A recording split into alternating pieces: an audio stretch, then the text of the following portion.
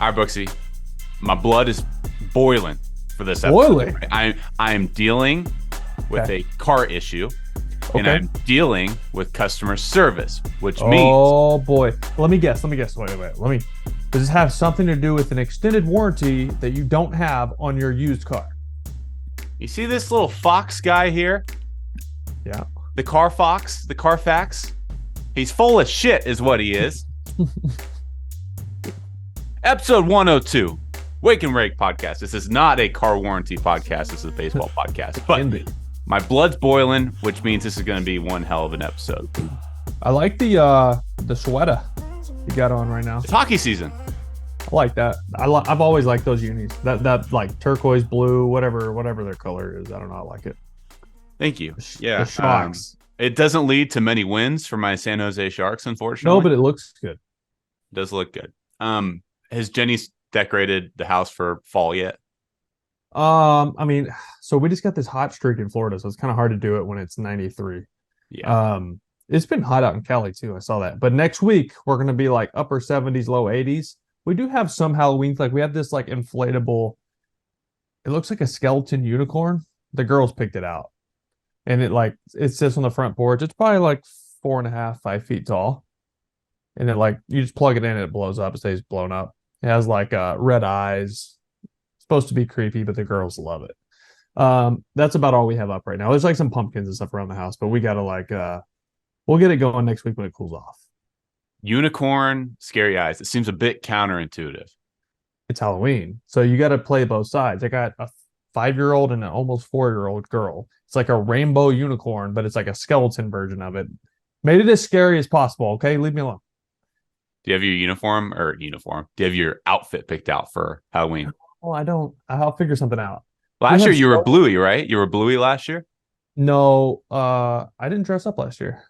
That's lame. Yeah, I think because I got home like an hour before they went trick or treating. I'd been out of town for like a week, but Jenny dressed. It was like Blippi. That's what it was. Blippi. That's right. I did not dress up. You will not catch me ever as Blippi. Thank God they're over that stage. Why you gotta be so lame about it? Where did the decoration discussion come from? Where you? Because my wife started decorating in September. She's like pumpkin spice latte girl, isn't she? Yeah, that's fair. Of course. Very basic. All right, let's get into some baseball talk. Enough fall talk. I've had enough of it with my wife. I told you my blood's boiling. So I don't want to mess around. I want to get right into our discussion on playoff format. Okay, Dodgers, see you later. Orioles, see you later. Both number 1 seeds are gone, and everybody's thrown a fit about the playoff format, saying that these teams that earn themselves a first-round bye are now coming into the second round cold. Dude, I mean, there's no really way around it. Look at the last 2 years. I mean, does the regular season matter? Like, I guess that's the question. Is like, no. What's the point of getting a bye? What's the point of home field advantage when the last couple of years it doesn't actually help, it seems. So teams that won 91 games or more this year in the regular season are 1-12 in the postseason. Ooh, good stat. Yikes. The Diamondbacks won 16 fewer games than the Dodgers. Matters. You know what does matter? No pitching for the Dodgers. We'll get to that. Let's stay on the structure right now. I just want a yes or no answer, and then I'm going to give you what I would do. Would you change the structure? The format? No. No? Okay. I think I would. Because I do think, and I'm not making excuses for these teams, but 5 or 6 days off at the end of the season, while the team you're going to play just played a 3-game series, and they obviously won it because you're playing them. They got momentum. They've been playing games. It's a real thing. You play ball, like you get it. It's not an excuse for these teams. They should still win. But 5 or 6 days off at that point in the season is, yes, it's good. It rests your arms, but your offense is going to take a hit. And I think that's where we've seen it the most. Like bullpens and arms feel good, but the timing's been off. Takes the offense. The Dodgers offense, one of the best offenses in baseball, did absolutely nothing. They scored no more than 2 runs. They never had a lead in that series. Now, their pitching didn't give them a chance. But I do think the time off hurt them. I think it hurt Atlanta, obviously, in game 1. you're facing a bullpen game essentially from Philly and you get beat. So to the structure, I think I would change it. I think I go back to 2 wild card teams instead of 3. Okay. I think you play a 1-game wild card game. That way it's only like two at the max 3 days off for these teams who get the bye or the division winners. The division winners all go to the next round.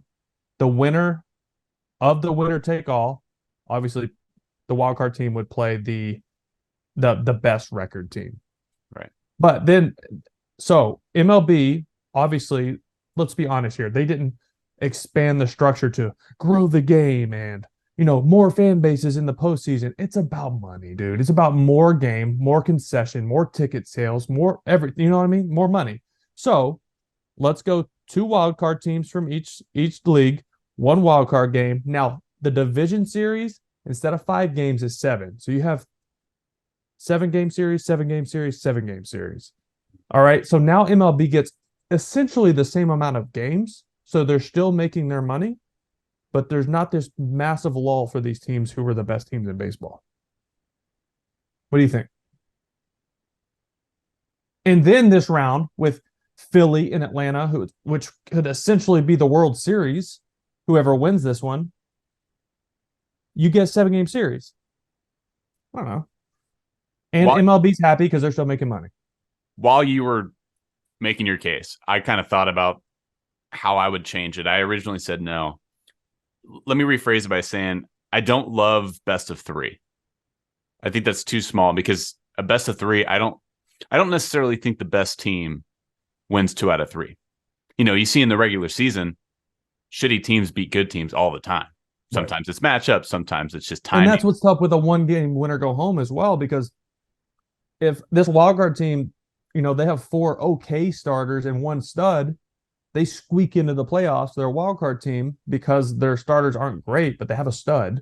They have a DeGrom or Strider or, somebody like that. And then they can pitch and win the wildcard game. Boom. But I don't know. Go. I cut you off. Go. I'm trying to get my words together here. I'm trying to think of how to phrase it. I don't like number 1 seeds, number 2 seeds just having a week off. I think it does impact them in a negative way. It does. Yeah. With that said, I think the only way to fix it would be to expand the playoff even more. See, no, that waters it down. That waters it down way too much. Because right now you have 12 teams out of 30. And you want to go more? So that's even more incentive not to win your division. I know. Want isn't what that's not the word I would use. I don't know if I want to expand the postseason. I'm saying it to be more fair. I feel like expanding the postseason would be the answer. Yeah, that's the most 2023 answer. So make it more fair. It is. But that's not a knock at you, but that's just the world right now. But. So right now you either have, you either have 8 teams make the postseason and nobody gets a bye. What about 10 teams? Like I said. 10 teams and you have the one game wild card. The 1 gamer. But now which is fun. Yeah. And then you go 7-game divisional series, 7-game LCS. Yeah. 7-game World Series. That way everybody's happy. You have a 2 or 3 day off period, not 5 or 6, which is very doable. It's good for your arms. It's also not too much. You can play an inter squad in there in between it. And now MLB still makes their money because it's the same amount of games. Yeah. Unless obviously you get all sweeps, but I think your solution is the best. I just don't know if they want to go less teams, but I feel like you need to incentivize teams to win because right now you don't want to. You want to be a wild card team right now. Yeah, because the opposite argument for that would be, well, the Arizona Diamondbacks would not be in the postseason this year with your format. And yet here they are in the NLCS. Right. But they also, I'm not going to say took advantage of a team that had all this off time because it's layered with the Dodgers. It's beyond that. Yeah. I think their offense didn't do great because of that. Let's say 1 game they did that, but they did that for 3 games. Yeah. So at some point you got a hat tip to Arizona and say, man, you pitched your ass off. Right. Their bullpen was phenomenal. Right. They Mookie Betts and Freddie Freeman were 1 for 21. They circled them in the lineup, said, "You ain't beating us." Mm-hmm. And their one hit of those 21 was an infield single.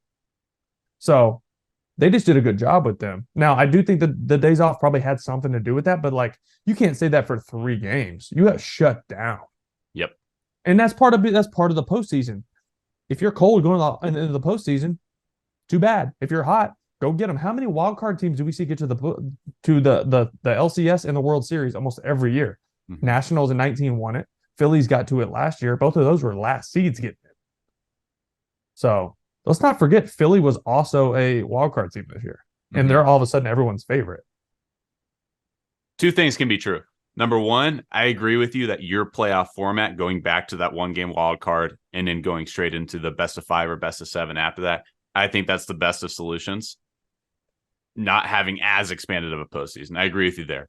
The second part that can also be true, however, is I'm sick and tired of hearing all these fan bases saying, "Oh, our lineup's cold. We had a whole week off, and we won this many games, so we shouldn't be condemned for winning 100 games in the regular season." You're a player, Brooksy. What's one of the most common phrases you hear as a competitor in the clubhouse is, "You don't like it, play better. Figure it the fuck out, guy." Okay? This is postseason baseball. You know what those fans would hate even more? If they were the best team in baseball and had to play a first-round series and someone else got a bye. Yeah. They'd be pissed. And that's part of my argument too. If they're not happy if they're losing, which they shouldn't be. Right.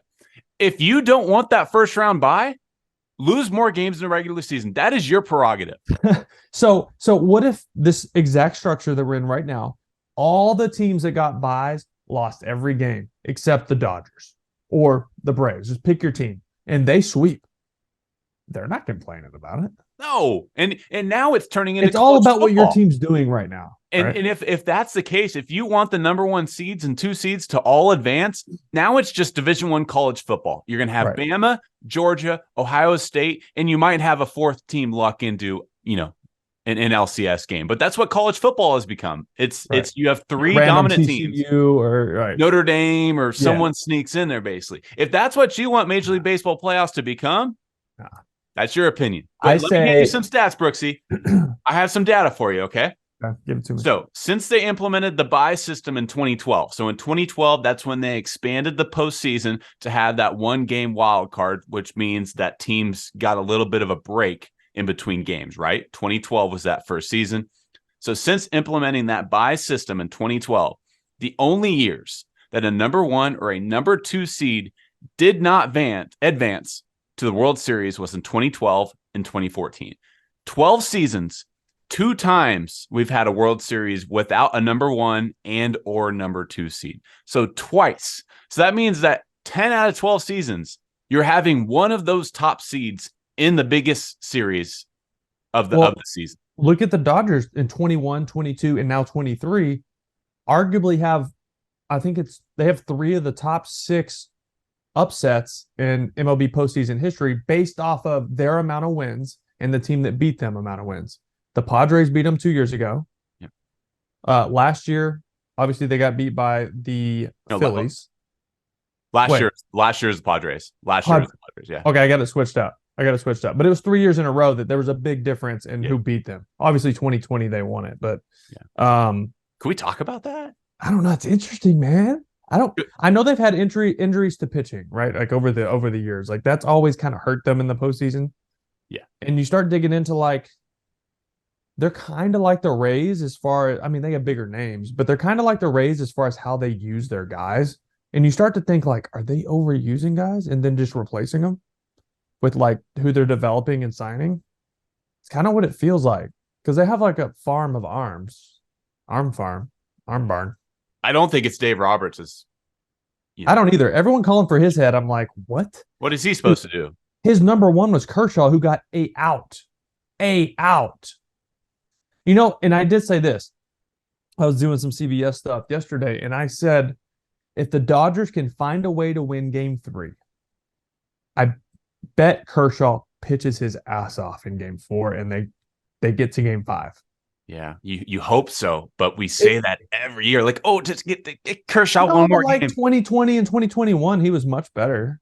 He was, so obviously he has his history. Like he's a career 2.8, and then in the postseason, his career like 5.8. I feel terrible. Close, like a 3-run difference. I feel just terrible. Me too, because he's a Hall of Famer.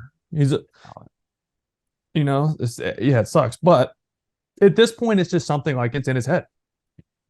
It's not like some magic thing. He had a lot of failure early in his career in the postseason, and it's in the back of his head. He's human. Believe it or not, he bleeds red. I think that's what makes baseball and playoff baseball in particular so beautiful, though, is the MLB playoffs is the closest thing in sports to March Madness. You can't predict these things. Clayton Kershaw, arguably the best pitcher of his generation, one of the greatest regular season pitchers in baseball history, spanning 150 plus years. It's one thing for a guy to be dominant in the regular season, and maybe he struggles a little bit in the postseason, like his ERA balloons to 3.5, 4. Max Scherzer, Justin Verlander have similar discrepancies regular season, postseason. But for a guy, for his ERA to more than double in the postseason. Like more than doubles. Yeah, you're right. It's like there's not a single scout. There's not a single analytic. There is nobody that can explain that. And I think that's what makes measure what he's thinking, man. And that's why I think makes baseball so special and unique is you cannot explain these things. And in that same breath, he's one of the best to do it, right? Yeah. And then he struggles on the big stage. But then you have a guy like Gabriel Moreno, who 3 homers in 16 postseason at bats as a 23-year-old. Like, what? Yeah. 4 homers in an inning. I mean, how sick was that? From a team that doesn't hit a ton of homers, and they are just launching. I mean, Lance Lynn throws a big ball. Like, we give up 44 homers in the regular season. So if you told me before the game, okay, like, how the Diamondbacks going to win? I would not have said homers, even knowing that Lance Lynn gives up a lot of homers. I would have still said they're going to take their knocks, they're going to hit some doubles, they're going to steal bases, cause chaos on the base paths, play small ball, hit behind the guy, bunt him over. Like, that's what they do. They play old school baseball, hard-nosed baseball, and that's what makes them. That's a Torey Lovello team, right? Mike Hazen team. But man, the postseason, if you look at the postseason, good starting pitching, obviously some leverage guys in the bullpen, and homers. Teams that out-homer always win. Yep. Always. Because emotions are high, you're pumped up, adrenaline's through the roof, and you got guys hitting homers in big moments, and that just sets your team on fire. And then you go. Look at the Phillies yesterday, 6 taters. According to Sarah Langs, teams to out-homer their opponents in this year's postseason are 13-1. So also, when you hit more dingers, but not win 91 games in the regular season. But yeah, hit a lot of homers and lose more games in the regular season. Jeez. That's the formula. It's a beautiful game. Okay, let's talk. We'll talk about Orlando Arcia-Bryce Harper, that drama in a bit, and we'll also talk about the ALCS preview, Rangers-Astros. But let's talk about 2020 a little bit. Kind of look back and say the Dodgers have made the postseason 11 straight seasons, and they've won their division in 10 of those last 11 years. Their one title was 2020 in a 60-game season. And we've both agreed, everybody played the same schedule. Everybody played the same postseason. Everybody's had the same fair chance in that 2020 year. But I think whenever you look back on a year and you say, whoa, why was their record 42-18? Oh, that's right. It was a pandemic season. It was a shortened pandemic season. That's why. So I don't think it needs an asterisk next to it, that 2020 season, because I think when people look back in history, they're going to be like, oh, it's different. Look at the records, look at how it was played, and everybody's going to know that the context was unique that one year. Does that make sense? Yeah, I mean, it was different, but everybody played under that. It's right. Like, I don't think it needs one of those asterisks. I won't ever take away from them for winning it, because anybody could have won it. Yeah. It's not like they had anything special or lucky, because like literally everyone had the same rules. So, but it holds a little bit less weight than a regular 162. Yeah, that's fair. Mm-hmm. That's fair. It doesn't mean that everybody had the same chance. We're all there. Yeah, and they absolutely deserve to have. I guess the banner. It just sucks for the Dodgers, because they kind of are creating this narrative around their team of, we're going to win the division every year, but we're going to sputter out in the playoffs and not do anything. And then the one year they win it is that. So it's like, it just kind of adds to the story that is the Los Angeles Dodgers, right? Yeah. One more stat. Dodgers starting pitchers in the series, Clayton Kershaw, Bobby Miller, Lance Lynn, they combined to throw 4 2/3 innings.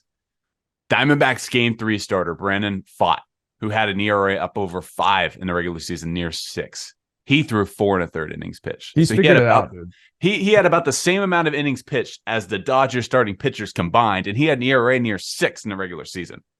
He threw the ball well. I was talking to a couple guys who faced him in the minor leagues over the last couple of years. Yeah. And he used to always try to throw the ball up in the zone because that's what everybody was taught the last couple of years is like get above the barrel, get above the launch. And he started throwing this 2-seamer this year.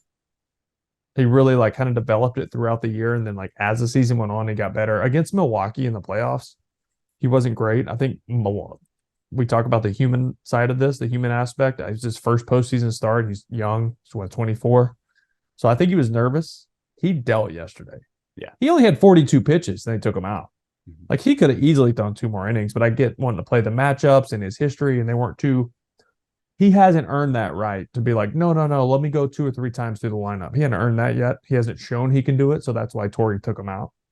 But he had his stuff, boy. That sinker was starting like, just above the knees and just biting like the square on the zone. It was just finishing right below the line, and swinging over it, pound it into the ground.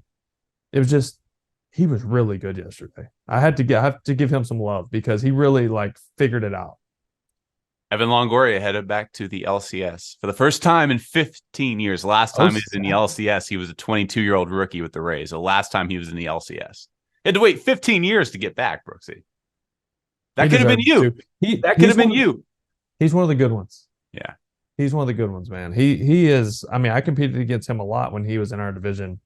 Obviously the Sox and the Rays had some battles. We played them in the divisional series in 13 to then get to the Tigers and then get to the World Series. And he's just such a competitor, man. You watch him yesterday. He was still making plays. He knows he's not swinging it like he used to. He got pinch hit for at some point late in the game. But he had so many bullets hitting him yesterday. And as a righty sinker pitcher, as Pfaadt was in that first half of that game, as a third baseman, like, I'm getting a ton of balls and probably going to be like really hard hit top spinners. And he just gobbles everything up, man. Every time he throws it over there, his arm's not as strong as it used to be. It like comes out really high, and I'm like, no. And there's like, pow, Christian Walker right in the chest. I'm like, all right, you're a stud. You know what you're doing. He's fun to watch. Let's move on. A little bit of drama in Philadelphia and Atlanta. Reportedly, Orlando Arcia was in the clubhouse after the Braves' victory over Philly after Game 2, and Bryce Harper had a little bit of a base running blunder. And in the clubhouse, reporters started entering the clubhouse for the media session, and there was a report out there from Fox Sports that Orlando Arcia was saying, "Attaboy Harper," referring to Harper's base running mistake. And allegedly, Harper, and I shouldn't even say allegedly, Harper admitted after the game that he took that personal, and Harper went off in Game 3. 2 homers. He, after the game, said that he obviously heard it, and he stared right at Orlando Arcia as he rounded second base both times. Your thoughts on the drama between ATL and Philly? All right, so I'm going to start from the beginning here. On the Bryce Harper play, we haven't been able to talk about this yet. Yeah. I actually didn't hate what he did. I know he got doubled off, but he's also like taking a chance because if that ball gets off the wall or clanks off his glove, he scores, and that's the tying run. I think he just got a little too far. You got to stop like right around second base, and he was halfway to third, so that put him in a really tough spot. But I don't think he was. I wouldn't say like, I know he got doubled off, but in my mind, I'm not thinking like base running mistake. I feel like he took a chance because after that, there's 2 outs, and you're probably not scoring from first there on a knock. So he took his chance because even if that gets down and he's around second base, even if he stops at third, it probably ends up second, third, 1 out. And they got a chance to score. So I see what he's doing there. That's an aggressive move. You take a chance. I'm not going to call that a mistake, even though it got doubled off. It was kind of a decision he had to make right at that moment. Now, to the Orlando Arcia stuff. I played with Orlando Arcia in AAA with the Brewers. He was just like 19 at the time. Stud prospect, young kid, really good dude. Good teammate, plays the game hard. He was still trying, he was really raw and green and trying to figure it out then. So English isn't great. I've talked to him in spring training this year. It's much better. So for all the people saying like, oh, he doesn't even know the language. Yes, he does. Yes, he does. He's been over here since he was like 17. So beyond that, okay. What he said wasn't wrong at all. Had someone in the Braves made that mistake, someone probably would have made that comment in the Philly locker room. Let's be honest. Like baseball, the universal language of baseball is sarcasm and like just being a smartass. So someone screws up, you're like, that a boy, like you're chirping them. And that's just talking. That's just that happens in the clubhouse. It happens on every team. Now here's where it gets weird. I don't know. I need more context for the situation in the clubhouse because Travis d'Arnaud came out and said, like, this is our sanctuary. It's supposed to be our safe place. So that makes me think d'Arnaud's a smart guy. So that makes me think the media wasn't in there yet, or they were waiting outside the door. The clubhouse wasn't open to the media yet. And maybe it was being chirped as, you know, you come in from the game, you have music, you kind of party for a sec, like 5-10 minutes, and then the media comes in. So if all the media is waiting outside the door and this is being said, someone heard it, or someone from within there who wasn't part of the media repeated it. I don't know. I don't know, but that's what it made it seem like when d'Arnaud made the comments he made. This is a sanctuary, it's a safe place, things aren't supposed to be repeated. He's not dumb. Like he knows when the media's in there, whatever happens is on the record, unless it's said to not be. But 99 times out of 100, if you say something and it's like that, someone, especially teams there's reporters and writers from the other team also in your clubhouse. All right. So guarantee that's someone from Philly that probably heard that somehow, or at least got to them, or they heard someone else say it who wrote the article to start that fire. Now, the Philadelphia Phillies are full of guys who don't need bulletin board material. Bryce Harper, for one, does not. But the thing with baseball, the season starts at the end of February. That's when spring training games start. That's when the inter squads start. You fast forward to now, these guys have played on almost 200 games. It is very monotonous. It is repetitive. And you will find, as a ball player, you will look for every little thing possible to make that day different, make it feel different, to give you an edge, especially in the postseason. And that's what Bryce Harper did. I'm not saying he wouldn't have gone deep twice anyways. But once this came out, everybody on earth knew what was about to happen. Bryce Harper was going to hit at least one homer. He almost got 3. He just missed that one to center field in his third at bat. So, long story long, Orlando Arcia did nothing wrong. I need more context to figure out if some media member did something wrong, but if the media was all in there and that was being chirped, no one did anything wrong. That's their job. I love it though. I think it's good for the game. I think the fans were into it more. Them booing Arcia and then him having shitty at bats. And then later on in the game, they're still booing on him and piling on him, and he gets an RBI knock and like he's fired up on first base. That's good for the game. It's good for baseball. I love it and I'm here for it. That's all I have to say. Don't stop, because I actually have a question for you. Okay. If a reporter hears something while the doors are closed, I know I'm saying hypothetically, should that be kept, within the sanctuary? Probably not.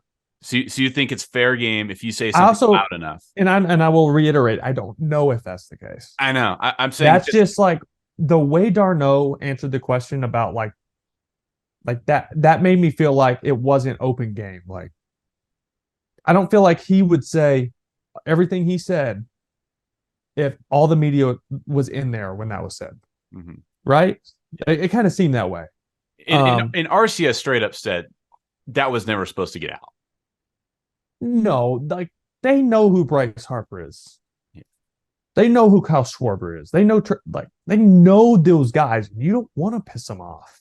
And even though like it's not, it wasn't a hateful thing. It wasn't like him talking about his family, or it's just a quick little chirp. Like it's just a chirp. But like I said, as ball players, we look for something to make the next game different, because now I'm not bored. I'm not saying they're bored, but it's different. And now I have a different focus. And for some reason, when you have something else to focus on, or you're trying to get back at somebody, or you're trying to show somebody up, you lock in just like a little bit more.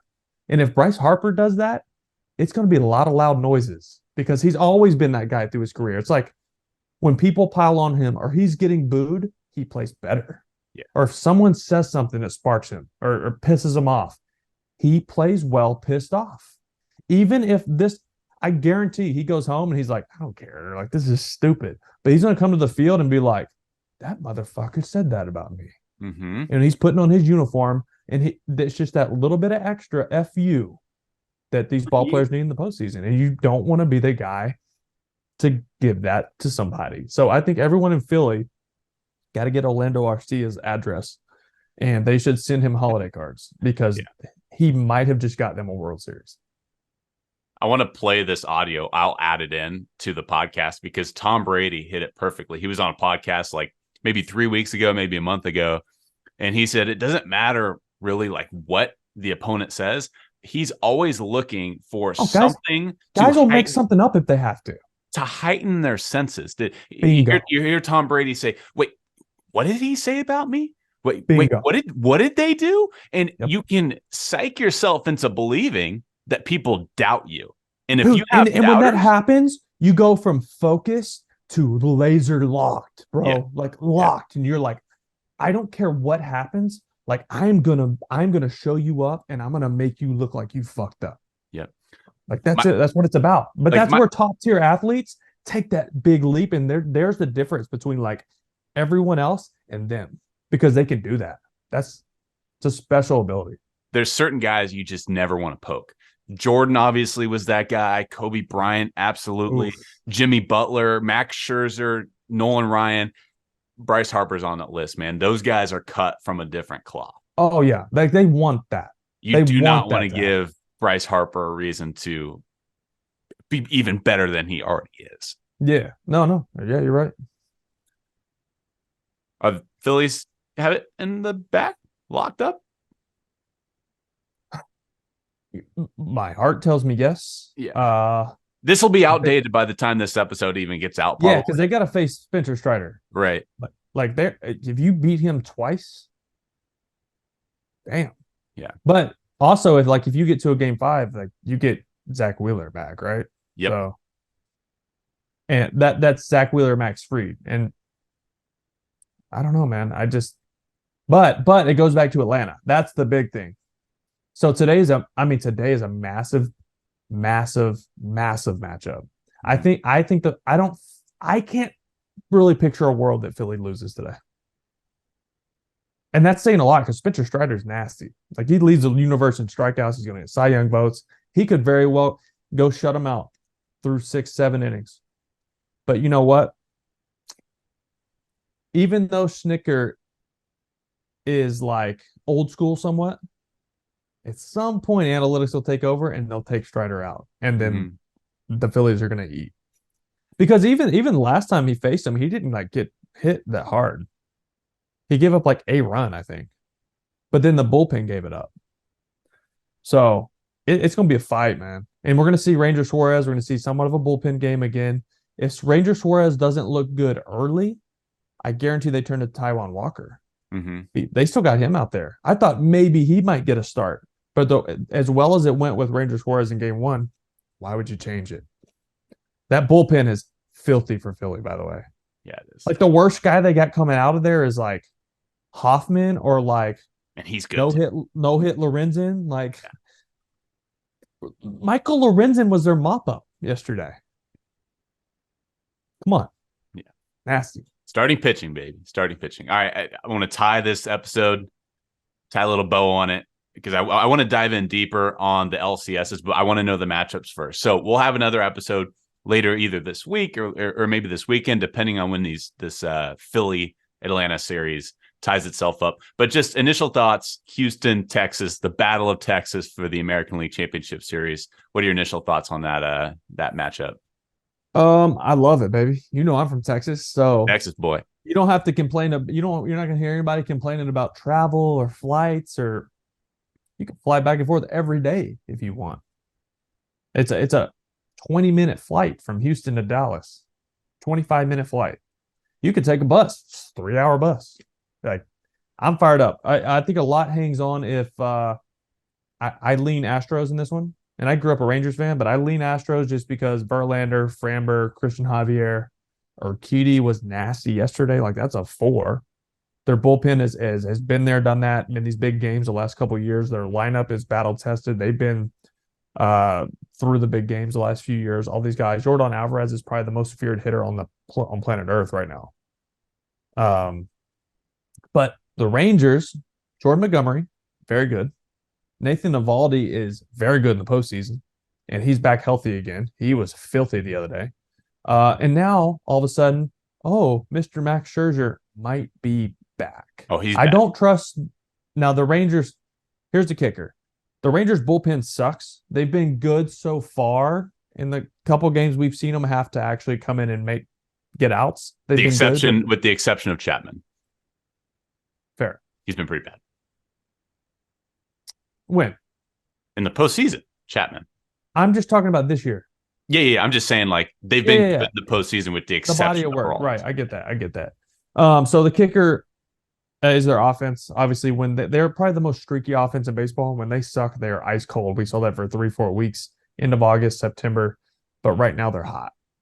They're crushing the ball. So this will be a fight, man. We might see a 7-gamer here. I hope we do.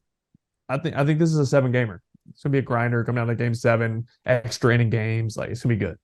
I think we could see some benches clearing situations.